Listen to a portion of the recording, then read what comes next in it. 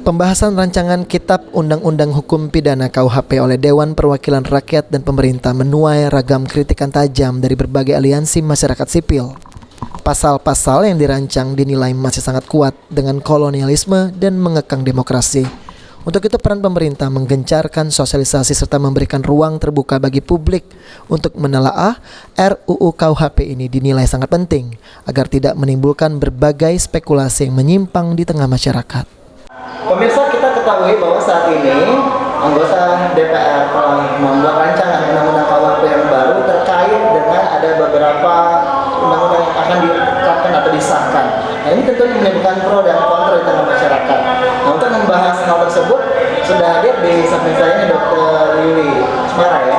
Dokter, ini kita Pak Yuli sambil kita berjalan, Pak Yuli kita ingin ketahui ini seperti apa nih tanggapan Bapak terkait dengan rancangan undang-undang draft yang telah dilakukan oleh DPR? Ya, kalau rancangan undang-undang kan rancangan undang-undang KUHP itu ya. Nah, jadi sebenarnya rancangan ini kan sudah pernah diluncurkan tahun 2020 ya, kemudian sempat tertunda kan, karena ada beberapa pasal yang dianggap kontroversial.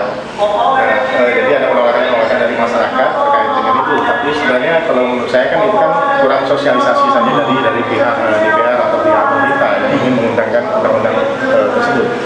Nah, begitu juga dengan sekarang yang saya dengar juga banyak terjadi kontroversial di dalam masyarakat terkait dengan beberapa pasal di dalam RUU tersebut. Ya, di antaranya misalnya kita langsung beda aja, kita breakdown ini Pak Yuli. Yang pertama misalnya pasal mengenai penghinaan terhadap presiden ini. Ya. Yang wakil presiden dan anggota dewan ini. Tanggapan Bapak seperti apa?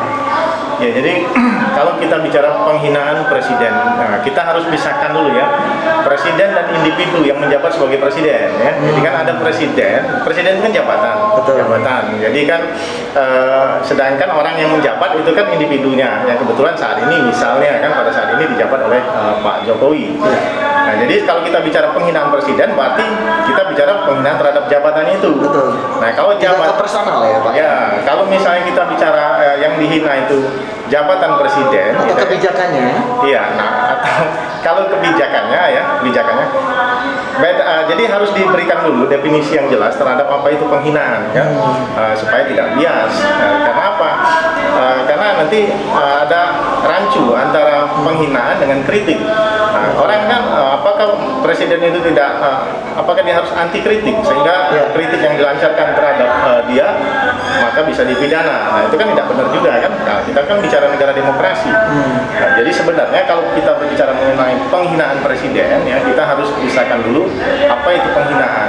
Nah, jadi kita lihat siapa yang dihina, apakah presidennya atau individunya. Artinya Pak Yuli ini rancangannya sedang dirancang draftnya oleh anggota dewan ini ada kemungkinan jika ada penolakan dari masyarakat bisa terjadi itu tidak akan disahkan. Ya, keberlakuan undang-undang itu kan memang harus melihat dari penerimaan dari masyarakat. Jadi kalau misalnya masyarakat hukum yang responsif itu harus yang menerima masukan dari masyarakat, seharusnya seperti itu. Tapi meskipun demikian kan hukum juga tetap bisa diberlakukan dengan cara dipaksakan berlakunya ya, dan akhirnya masyarakat juga akan menerima. Jadi tinggal bagaimana negara. Tapi sebaiknya kalau kita bicara hukum yang responsif ya hukum yang harus mengakomodir semua keinginan masyarakat. Tapi kalau mau diakomodir semua nanti malah hukumnya tidak bisa berlaku terus. Ya, karena pasti ada pro dan kontra. Ya, betul ya.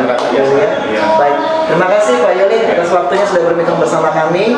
Pasti saya yakin pemirsa sudah mendapatkan pencerahan dari Pak Yuli terkait dengan isu undang-undang rancangan KUHP yang sedang dilakukan oleh DPR ini. Nah, pemirsa, semoga sekali lagi kalau mengutip dari statement dari Pak Yuli bahwa undang-undang ini tentunya harus mengakomodir keinginan dari masyarakat itu sendiri. Saya Firza Rizky, juru kamera Okta Farizi melaporkan untuk PAL TV.